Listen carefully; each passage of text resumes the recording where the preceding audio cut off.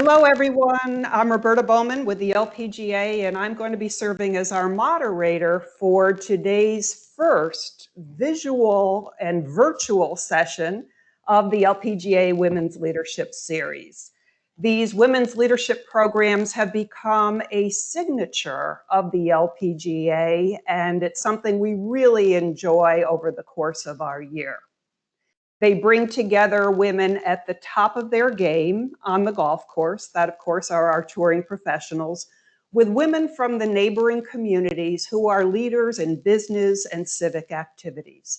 It's a natural coupling of really accomplished, insightful, and inspiring leaders. So we're happy to be here today. Of course, typically these events are held at beautiful golf courses and just breathtaking clubhouses. Today, we join you from kitchen tables, from bedrooms, and from home offices all over the world. So thank you for being with us. This afternoon's program is a pilot for us, and you are all part of that experience. Everyone participating today is either an LPGA sponsor, a sponsor's guest, or an LPGA member. So thank you for being with us. We also appreciate that in our participants today are people at different stages of their careers, different ages, different backgrounds, and indeed with the economic challenges, some of you may be in career transition as well. But welcome to all of you. I think we're going to have a terrific program this afternoon and appreciate you being with us. A word about our technology platform today. We come to you through NEC's Univerge platform. NEC is a terrific partner to the LPGA, and they have been a wonderful resource in some of our technology needs as we think about returning to the office and, more importantly, returning to play. I feel like I'm on a test drive of a high-powered sports car. This technology has all sorts of bells and whistles, but for our participants today, the most important things to be aware of are the bubble at the top of your screen is a chance to ask some questions. We also have motion emojis. If you'd like to give us feedback, they appear like little minnows swimming across the screen. And then because we can, there's even a polling function. So really looking forward to test driving all of that as well. In terms of our program this afternoon, we will lead off with a conversation with two outstanding business leaders. We have with us today Ashley Cuttino. Wave to us, Ashley. From Greenville, South Carolina. Ashley is a shareholder with the law firm of Ogletree Deakins. Delighted to have you. And also Petra Schmidt from Manhattan. Petra is a partner in Aon's Enterprise Client Group, and she specializes, of course, in the financial services sector. And then we'll have a chance to connect.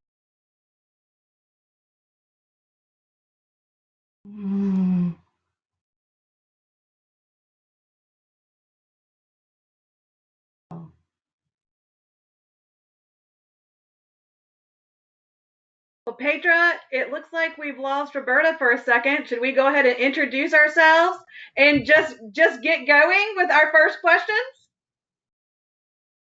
Why don't you go ahead?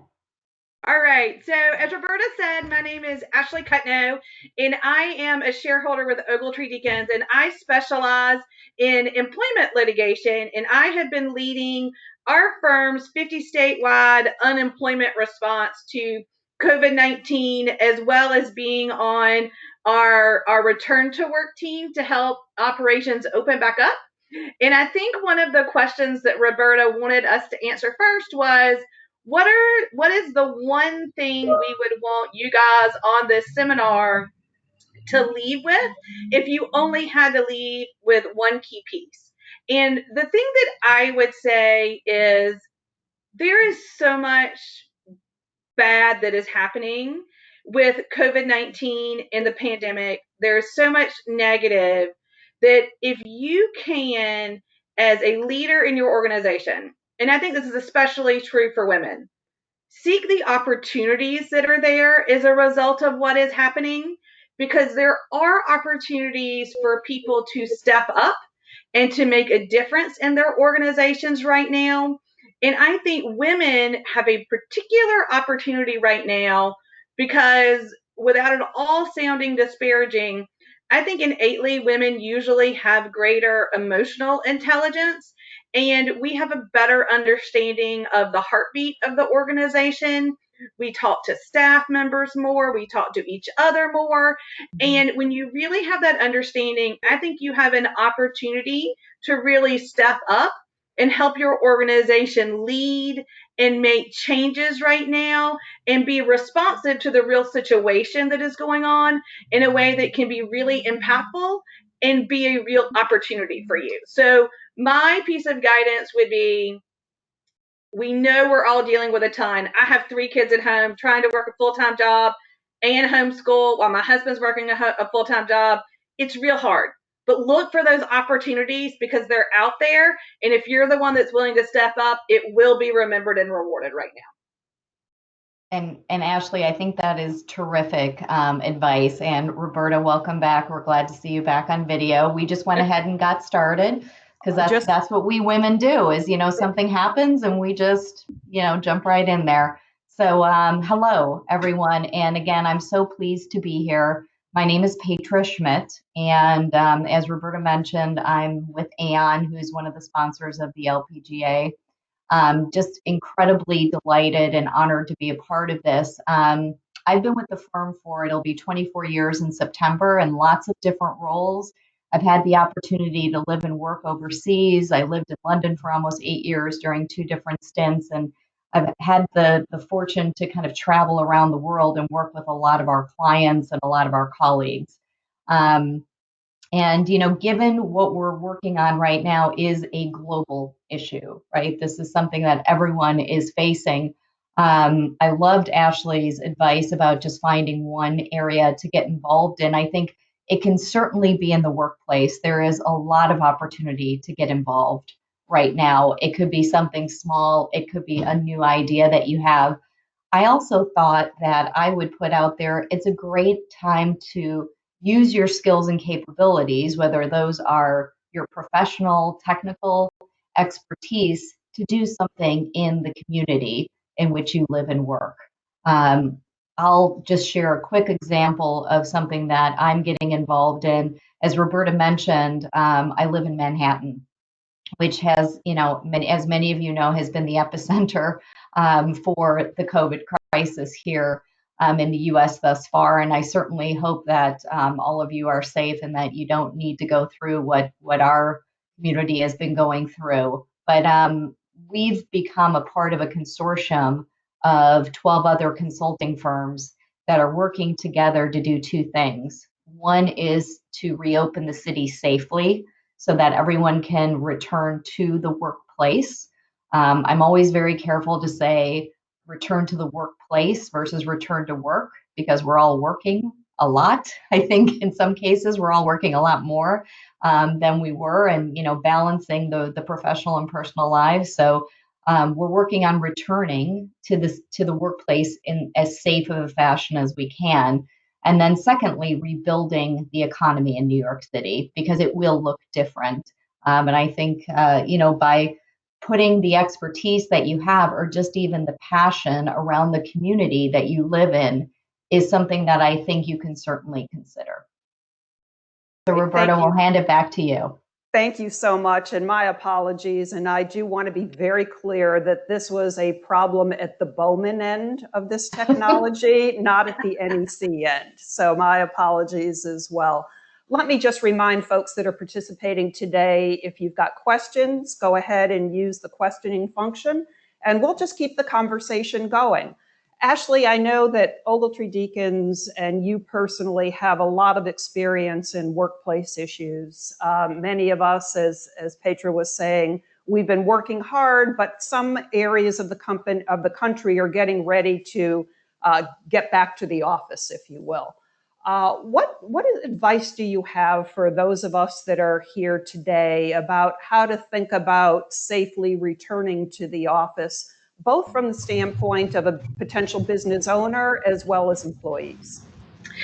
Sure. So I think what you have to do is really, as a company, find a trusted partner who's going to help you stay updated on the guidance that's out there. So, one of the things that's been most challenging for employers has been keeping up with the changes in the CDC guidelines, the changes in the OSHA guidelines. And just as we're learning more about the disease, the guidelines are changing. So, keeping up with what the most recent guidelines are is really important, and it's really hard to keep up and implement at the same time. So, it's finding a trusted partner to help you do that. And then the second key that I think goes to both of your questions is it's also really important to not just put a new process in place, but to also communicate that process to your employees. Because if you're an individual who's going to be coming back into a working space from home, there's no way for the safety protocols to work without it being a teamwork going back and forth and really working together to make sure you're all as safe as you can be as some folks return back to work. And then I think it's also really talking about whether or not you need everybody to come back into the same physical environment they were in before. I think we're going to see large numbers of people who work from home for a long time. And some maybe forever. We may see a wholesale change in what the working environment looks like.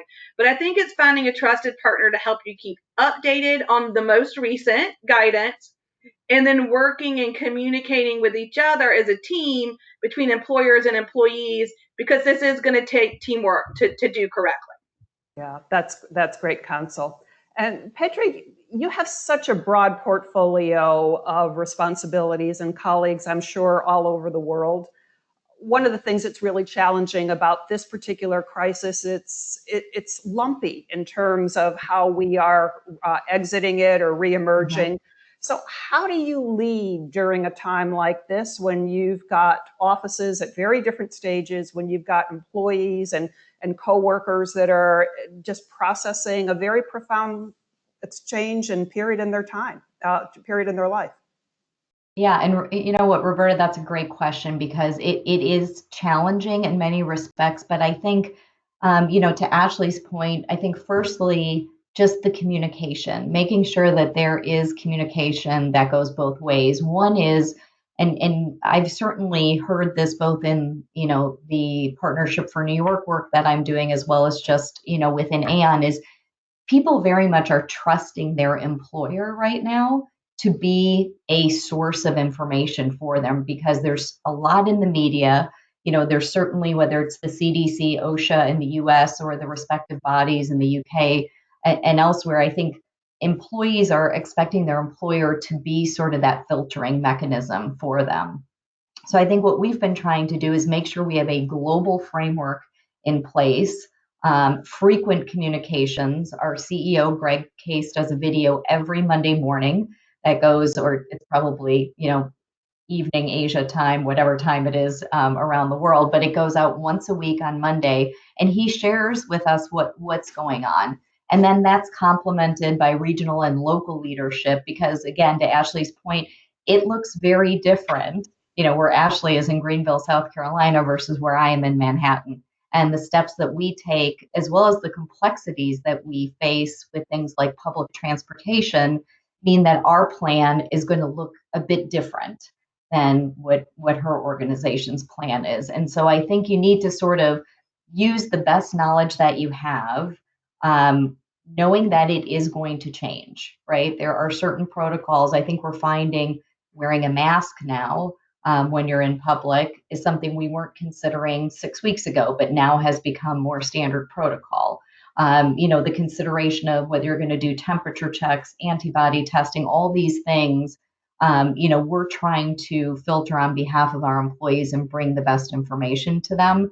Also considering that we need them to be able to plan ahead for when we do go back into the work environment, and give them adequate time to make sure that you can source childcare, elder care, things like that.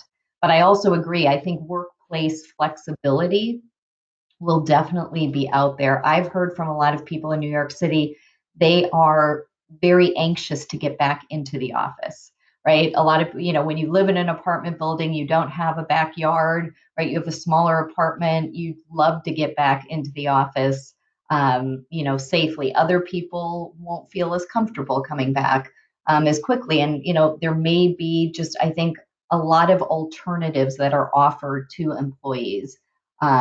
To help meet them where they are, both, sort of in the next 30 days as well as the next 360 days. That's great. Good advice.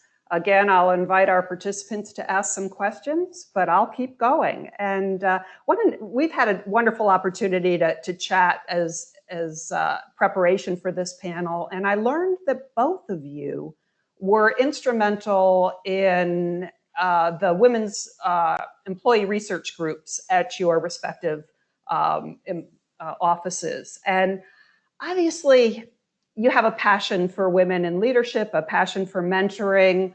How do you see that type of networking, support, employee resource groups? How do you see that happening in this next normal? So, I'm glad to talk a little bit about some of the things that we have done at Ogletree. We have a team site that we set up just for our women's networking group that we have. And it really all came about when I sent an email early on in the pandemic. It was early in March when we were just starting to kind of see the ripple effect hitting our firm nationwide. Before that, we had a few pockets. And I have to be real honest. For a moment there on a Friday afternoon, I really had some real anxiety about what it looked like next. We had just found out that our schools were closing. I did not know how to homeschool my 3 children while working in a tight area with my husband. And so I just, to my women's network, just put that out there and just said, this is how I'm feeling today. I'm sure all of you are feeling this way too. It's okay. Here are the things that we have at the firm that are going to help you. And let's find a way to communicate with each other so that we can help each other get through this. And it has been fantastic for the women of our firm to be able to talk and help each other, whether it's talking about how we're getting our groceries delivered or how we're managing work and homeschooling, or even just knowing as we're being isolated that we're not alone. It's also allowed us to have a network where when I, as a partner, am giving out work, to be able to say, hey, who has some flexibility and some free time to help me, where I'm able to pull in some women who maybe I haven't had the chance to work with before, or who have a unique talent in an area that, they're not in my office, they're on the other side of the country, but now that's what I need. So it's been a great communication tool, not just from a work perspective, but I think the emotional toll that this is taking on everyone is something that we should not downplay, because it is very difficult. And I think it has in some cases, a greater impact on women, because normally we are the ones with kind of the larger childcare responsibilities. My husband's great with the kids, but at the end of the day, I feel like I share a little bit more of that with 3 of them. And as we look into the future, who knows what's going to happen with school next year. So having some people just to talk to and see what other people are doing and just not feel alone, I think is really important right now.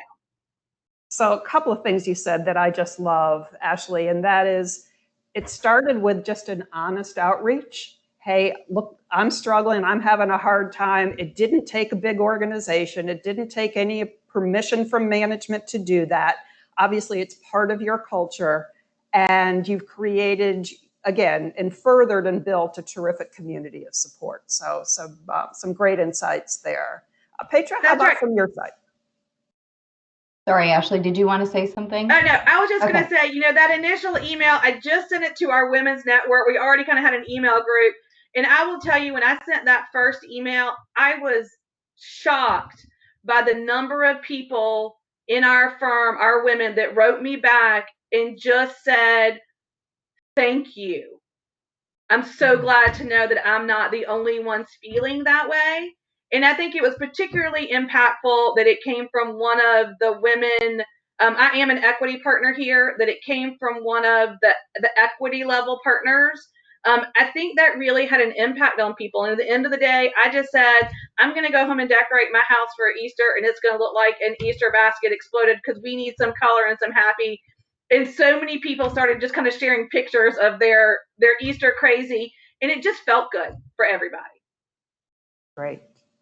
Yeah, so I'll echo everything that Ashley said. I think being authentic is really important right now.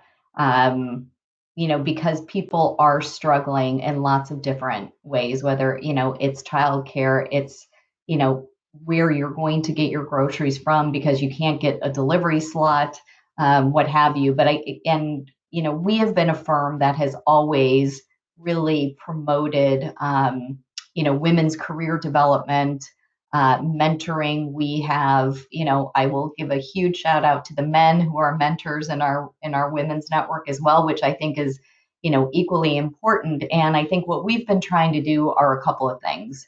Is, one, checking in with people more regularly that are our direct mentees, and just making sure how are you doing, right? Just, are you safe? Do you have what you need? From a personal perspective, is there anything that we can do? And then, how is work going? And then, based on those conversations, what else can we be doing for you? Are there some, to your point, Ashley, interesting projects that we can get you involved in?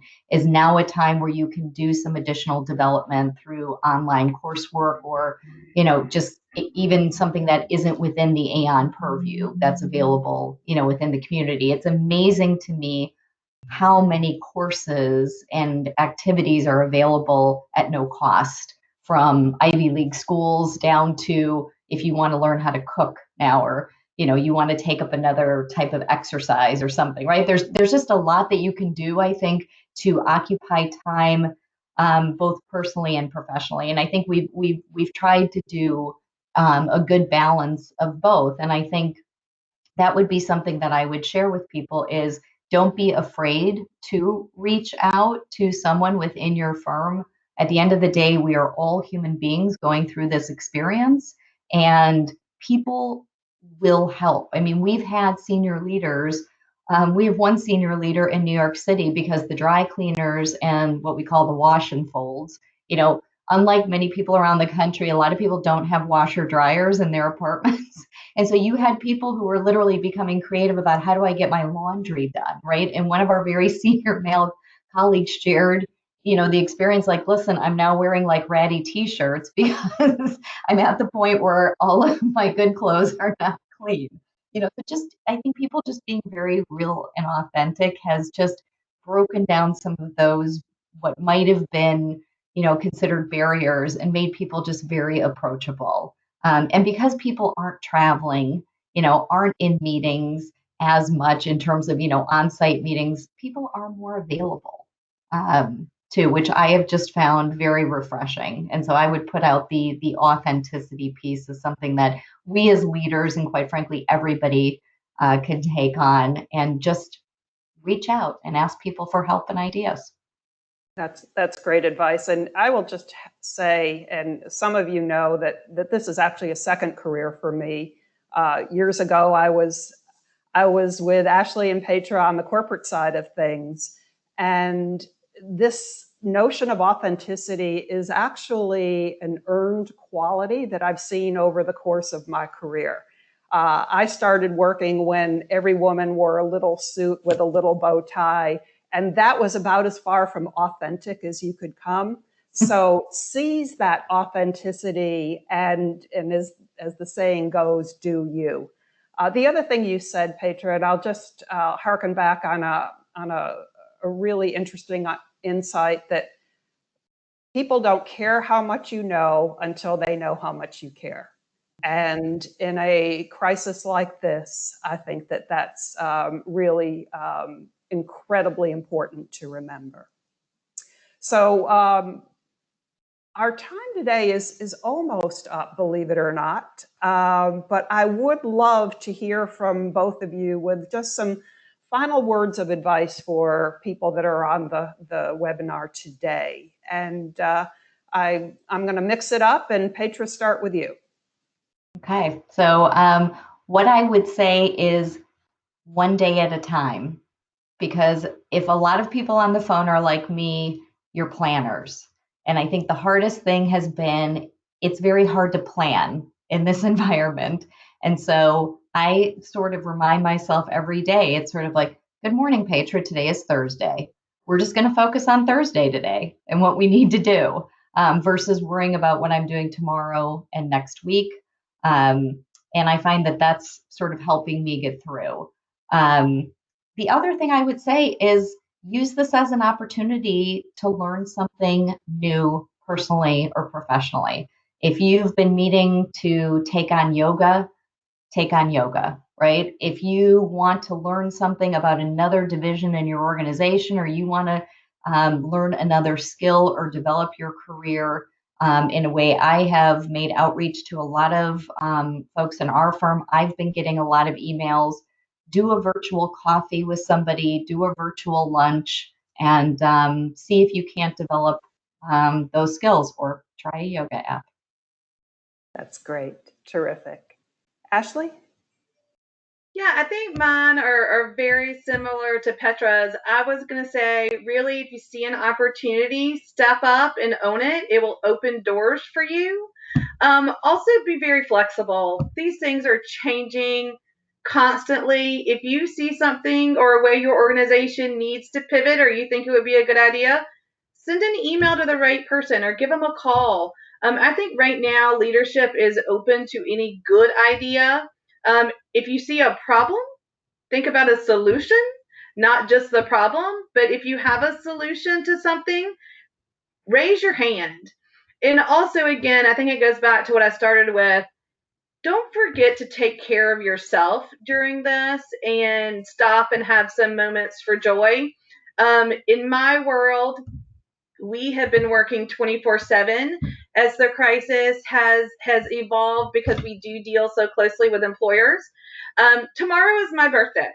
I am taking off tomorrow. I'm spending the entire day with my kids, and we're going to do things that are fun.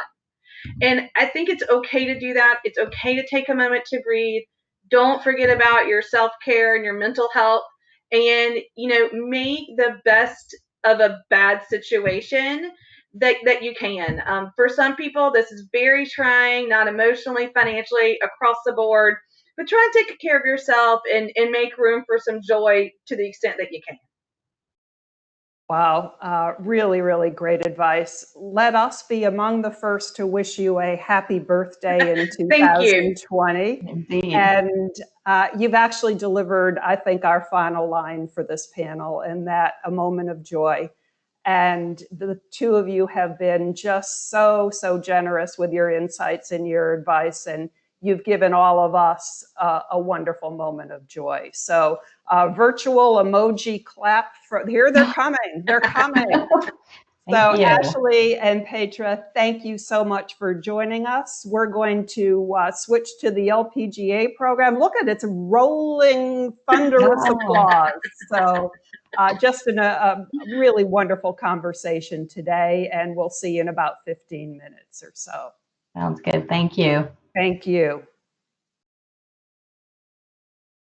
So you may be wondering, how does all of this relate to the LPGA and this notion of athletes and business people sharing some common characteristics?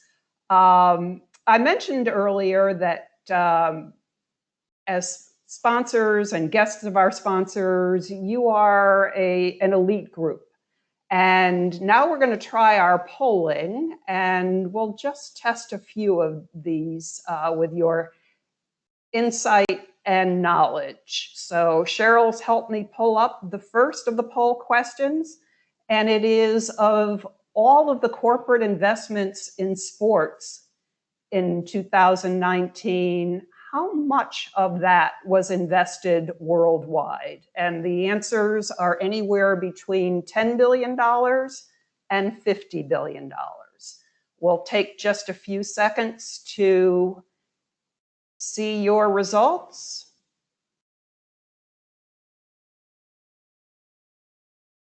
In 5, 4, 3, 2, submit your votes.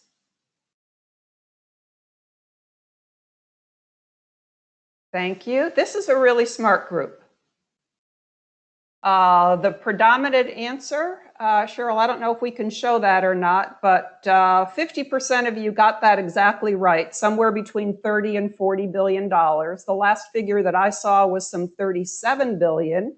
The year before that, it was around there. I've seen numbers about $40 billion as well. So pretty significant investment in sports sponsorships. Okay, can we go on to the next question, Cheryl?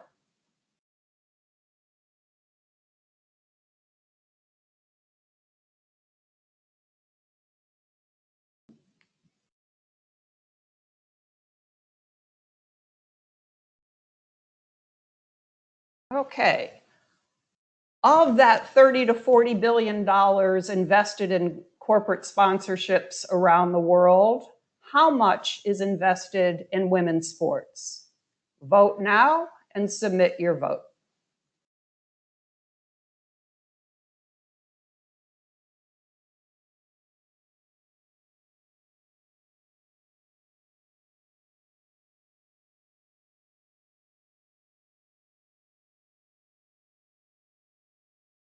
Five, 4, 3, 2, 1. And we had 5% think it was somewhere between 25 and 50%. 33% thought it was somewhere between 10 and 25%. And the correct answer is actually less than 7%. So as I said, you all are part of a very elite exclusive club. You represent companies that put your sponsorship dollars where your values lie, and you are companies that invest in women. So thank you for that. One of our goals at the LPGA is to move that number up. And with your good support and the wonderful performance of our professional athletes, as well as our teachers and some of the other programs that we're involved in, we are building awareness of our members, not just as superb athletes, but as terrific leaders and role models as well. We know that the road to excellence for sports is similar to some of the attributes that we have in business, whether it's determination or focus or hard work or resilience. We know that before people become fans of golf, we have to give them a reason to care. And the reason and the opportunity that we have there is for people to get to know a little bit more about our athletes as individuals and to understand the journey that they've been on. Last year, we launched our brand refresh called Drive On, and that's our platform to tell the stories of our athletes. It's an opportunity to introduce our players to more people, to grow our fans, our sponsorship, and our game as well. The very nice thing about Drive On is it's not just for women, and it's not just about golf. Can we roll the first video, please, Cheryl? This is for every girl who's ever been laughed at or told she doesn't belong. This is for every girl who's been told she's too loud, too quiet, too this or too that. This is for every girl who thinks her body isn't good enough. This is for every girl who feels she doesn't fit in. This is for every girl who's been told that success and kindness are two different things. This is for every girl who's been told to give up. This is us crushing it for you, so you can crush it for the next girl.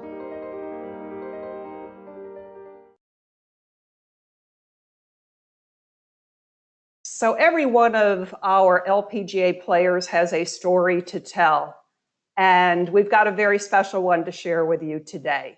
Cheryl, can we roll the next tape? Where I come from, people don't expect much of the person, especially a young Latina. There were countless times where I was told that I wasn't going to make it, or that I was going to get my hopes up, because according to them, Mexicans don't play golf. But I just have one thing to say to them. They do now. Ladies and gentlemen, Lizette Salas. Hi, everybody. Sorry, I clicked the camera on too soon. I was too excited. No, we're thrilled for you to be here. Lizette, that's a 30-second video that was some, 20 years in the making. That was actually an excerpt from you delivering the commencement speech when you were graduating from USC. But tell us all here today the story behind the story. How did you get into golf and your journey to USC? Yeah, actually, it's crazy. That footage of my speech was 9 years ago this week. That's when I graduated. So great timing. That was a very special moment in my career because it was the first time that I told my true story. My story begins with my parents being immigrants from Mexico and my father, working as a mechanic at a public golf course here in Southern California.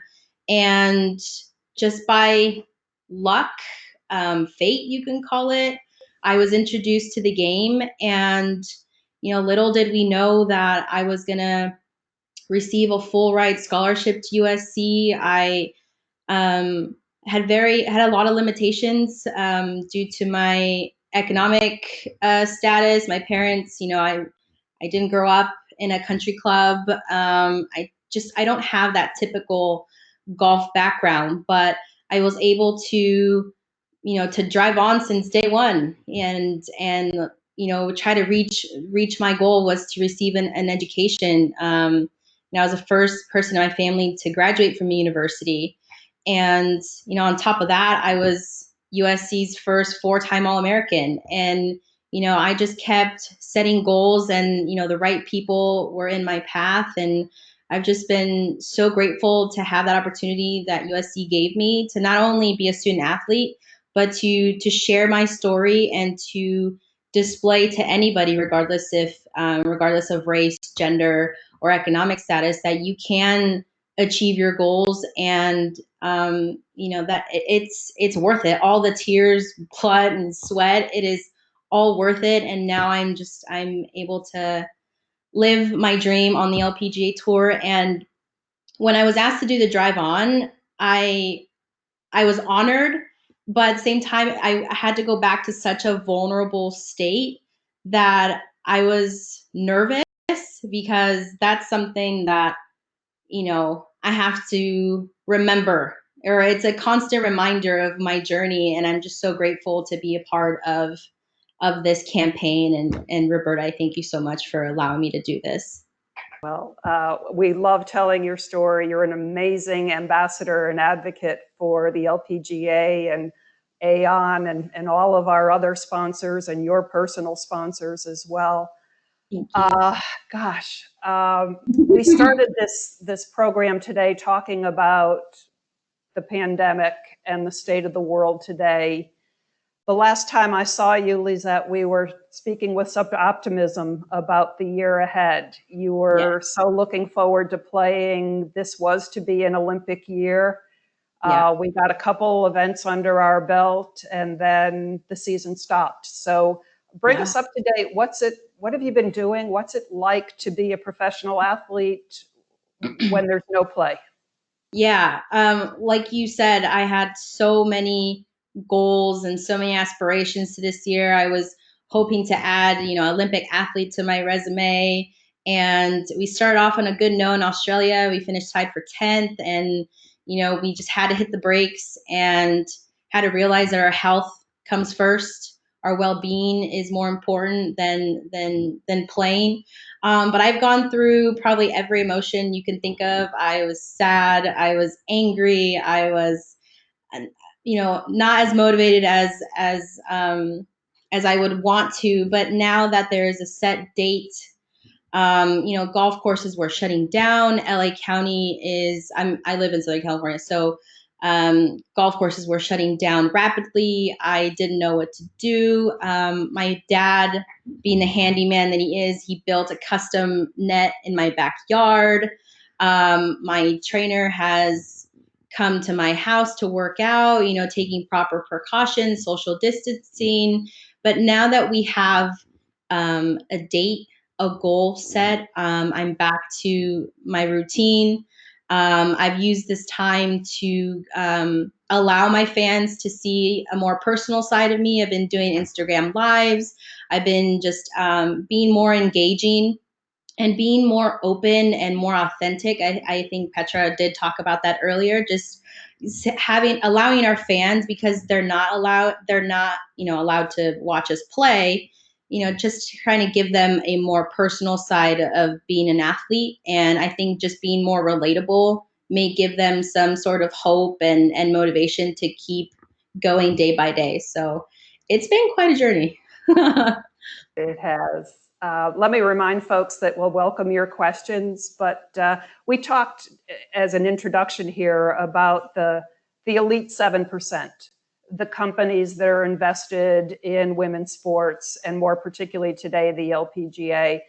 I can stand here all day and talk about what sponsors mean to the LPGA, but you live this every single day. So just this is a moment to really reflect on what that investment in you and in the LPGA means to a professional athlete.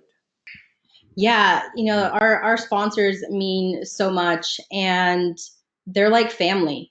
And not only they invest finances into your career, but they invest a lot of time and energy, and they're part of your team. And I'm proud to wear all my logos. And during this pandemic, all of my sponsors have reached out, and some have even guaranteed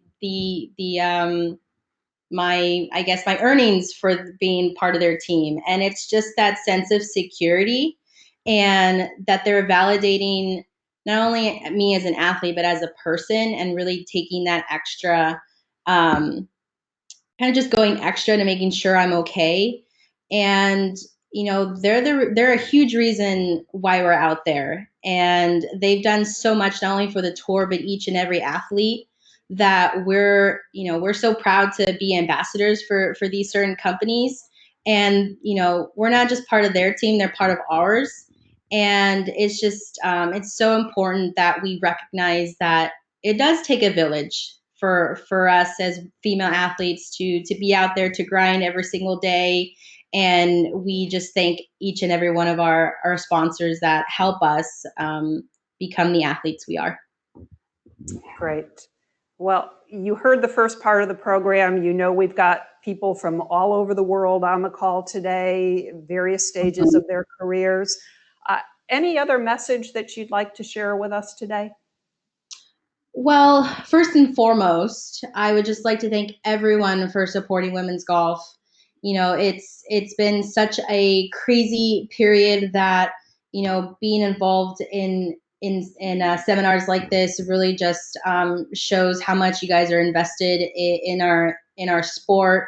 And we're excited to come back in July, fingers crossed. And we just hope that everyone is safe and taking proper precautions, and really just, as Petra said, take it day by day.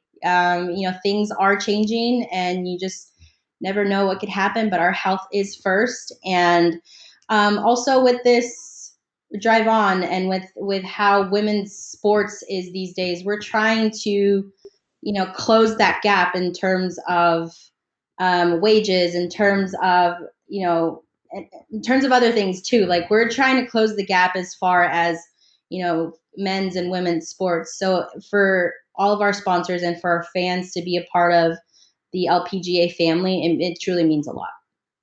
Well, thank you. I see you wearing Versant. I see you wearing Pure Yep. Silk and Aeon and Antigua, and you wear them proudly and you wear them really, really well. Thank you. As we end today, we had a few other players who had a message for our sponsors as well. So, Cheryl, can we roll the final video?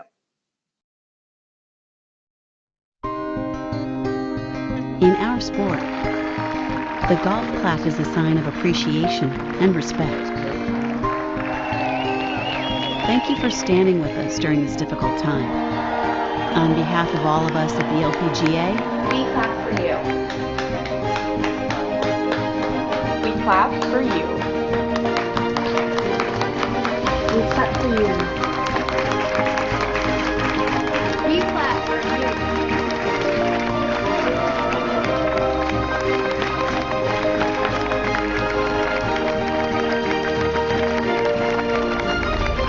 we clap for you.